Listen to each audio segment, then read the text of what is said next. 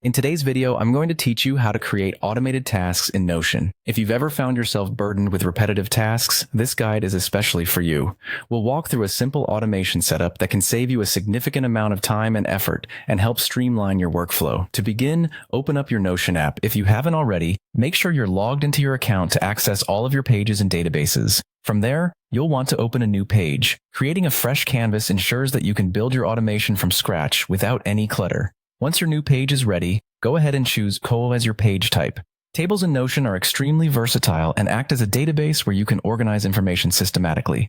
This will set the foundation for your automated tasks, ensuring everything is neatly organized and easy to manage. Next, it's time to add some properties to your table. Properties are key components in Notion tables, allowing you to define fields such as text, numbers, dates, or checkboxes, among others. Think about what information you want each task to include. It could be a due date, a priority level, or a category. The more precise you are with your properties, the more efficient your task management will be. After setting up your table, it's time to move to the exciting part. Type the command "a button" in your Notion page. This will allow you to create a button on your table, setting up the automation we aim to build. Once the button option appears, select it.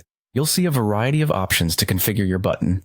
Click on Edit to modify the button's properties. Here, you can personalize the automation process. A good practice is to name this button Add New Task.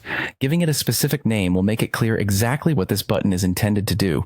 The next step involves adding an action to this button.